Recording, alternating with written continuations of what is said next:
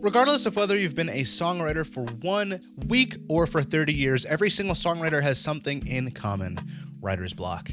Today we're going to talk about some ways that you can overcome it. Let's get into it. What is up, everybody? Thank you so much for stopping by my channel as always. And for those of you who are new here, my name is Daniel from iosoundstudio.com, where we work with artists around the world to make inspiring music. My goal is to impact the world with music and to inspire and teach others to do the very same thing. So you've been writing songs for a while and all of a sudden you've hit a wall or a rut and you just cannot seem to get out of it. Well, today we're going to be talking about how to get out of the hellish void that all songwriters know all too well. Before we actually get to those solutions, let's take a look at the cause of writer's block. According to writer.com, the internal blocks we face around our writing practice are what cause writer's block. Things such as self-doubt, perfectionism, and low motivation are what cause this phenomenon. If you've struggled with writer's block, well, this might already be painfully obvious to you, but you are in fact the problem. And if you came here to be reassured, unfortunately, you might have come to the wrong place. But fortunately for you, I do have a couple solutions for you. Now that we know the cause, which is you, by the way, let's talk about some of the solutions. I asked some of my followers what their advice was, and this are some of their responses. The first solution that I was given is to forget about words for a second. Sing random notes and random words over a chord progression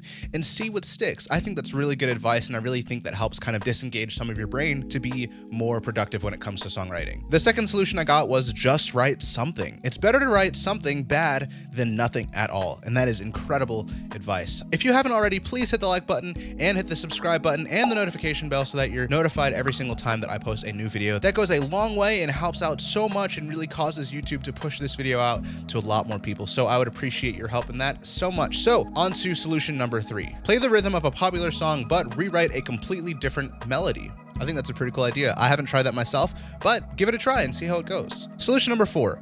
Give writing a break. Just take a break. Sometimes you need to take breaks. Go experience life for a while, and that'll help you find the spark or the inspiration to write about. I think that's really great advice. Oftentimes we can only write from the things that we know, and sometimes our experiences run out. And if you were one to write from personal experience, then it's easy to run out of material to write about. And sometimes it just takes going out and living a little bit for you to be able to be reinvigorated. Solution number 5, just follow your intuition. Don't try to write as logically as you might typically. Just start writing and follow what your gut tells you. Remember not to put too much pressure on what you're writing. Not every single song has to be a #1 on the Billboard charts, right? It's better to write than to not write anything at all, just like one of the other people said. Solution number 6, and this is actually advice that I got from Ed Sheeran. It's this: always finish the song even if you don't think it's good. It's always so important to just finish the songs that you work on instead of having a huge catalog of unfinished songs. Progress is always better than perfection. And also, you just never, ever know what's going to happen in the songwriting process. You might write a part of this song that ends up not really being your favorite, but then you go back and you take this part of this song and it works perfectly in this other song that you're writing down the line. You never know. Just make sure to always finish your songs no matter what. Solution number 7, and this one is a really good one. Don't edit while you write. Engaging your critical mind often kills creativity. Oh my gosh, that's super true. If you are halfway into a song and you just start picking it apart and you're not even giving it a chance, then you are going to kill your creativity part way through the project. Now, here are a few of my thoughts along with a little bit of bonus advice. Change your environment. Sometimes all it takes is a change of scenery. If you always write in your bedroom, maybe you could try going out and going to the park and writing there instead. Sometimes that's all it takes to get that spark of creativity. And hey, it might cause you to look like that hipster songwriter person in the park, but hey, it's really worth it if it leads to a breakthrough in your songwriting. Begin from an unorthodox starting point. If you normally start songs with the chord progression, try starting with a melody instead. If you normally write from your own personal experience, try instead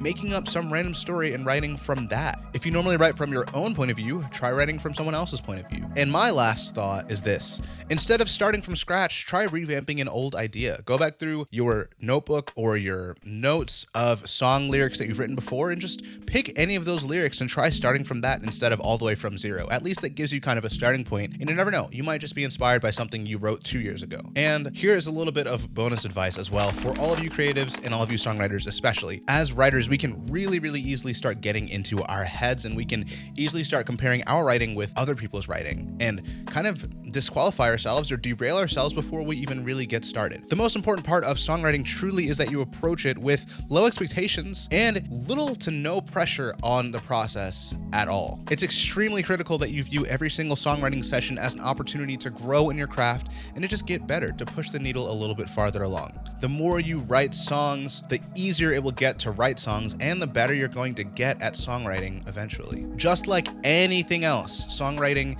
takes practice, and practice will ultimately increase your skill, and you'll be so much farther along down the line if you just stick with it. And my last piece of bonus advice is try writing something silly instead. Like I said, sometimes we get in our heads and we can take our songwriting way too seriously. And sometimes it's worth just sitting down and writing something absolutely stupid and getting a laugh out of it and getting out of that weird, funky headspace, and then try to sit down and write something more serious after that. Sometimes all it takes to get out of that weird rut is to just have a little bit of fun and laugh a little bit. Well, that is everything that I have for this video. Thank you so much again for stopping by and checking out my channel as always. I'll see you next week with a new video. And before you go, if you want to support this channel more directly, you can check out my Patreon, which is linked below. And if you're an artist and you want to start putting out music of your own, you can check the DistroKid link down below, and that will even give you a discount on your first year or so of putting out music. And so I appreciate you guys taking the time out of your day to check out this video. If you think there's somebody who can benefit from this, please send it to them. And again, make sure to subscribe if you haven't already, and I'll see you next week with a new video. Adios.